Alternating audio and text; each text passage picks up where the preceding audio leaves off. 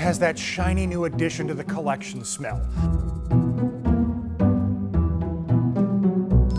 This car is 58 years old, but it just rolled through the doors at Stahls. It is as rare as, dare we say, exotic. Behold, the infamous Chrysler Turbine Car.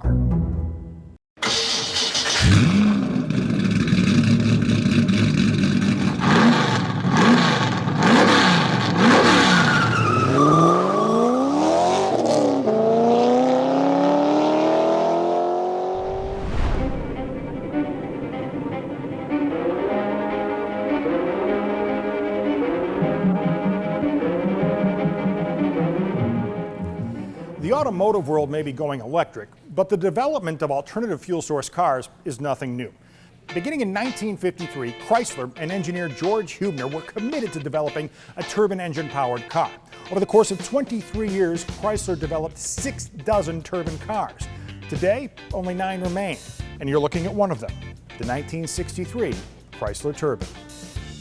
This is chassis 991231 and was owned by former Tigers owner and Domino's pizza mogul Tom Monahan. It sits on original tires and wheels and is capable of making 130 horsepower and cruising comfortably at 70 miles per hour. The distinctive whooshing sound of the turbine engine is unmistakable.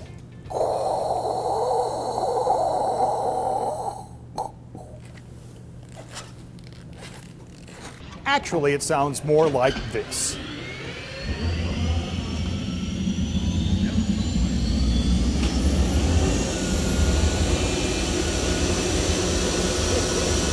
This car will be run and driven just as all the vehicles at Stahls are, but the question is on what fuel source. The turbine could run on anything that burned, even this stuff.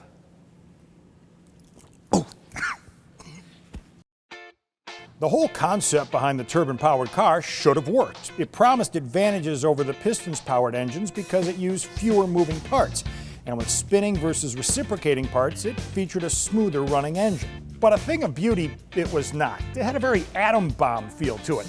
It even made the LS motor look good. The design of the car itself was unique. Elwood Engel was hired from Ford to create something that accentuated the turbines. It was futuristic and aeronautical in nature, from its airplane-inspired gauges to the distinctive rear end that looks like it could be something straight out of Top Gun. Turbine engine exhaust ports. Right, not exactly. These are backup lights. The exhaust is located underneath the car. But that was the idea, to make it look like a jet engine was running through the entire vehicle.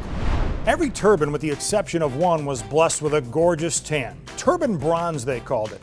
They wanted the color to immediately identify the turbine as something different down the road. As promising as the turbine concept was, there was also a little tax problem. The bodies were created and assembled by Giat in Italy and then shipped to the States. If it was to become a full-time production vehicle, Chrysler was going to have to be on the hook for a significant import tax.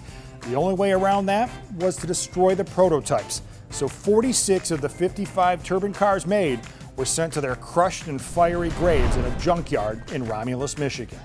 So what happened to the remaining turbine cars? 5 ended up in museums. Chrysler still owns 2. Jay Leno has one.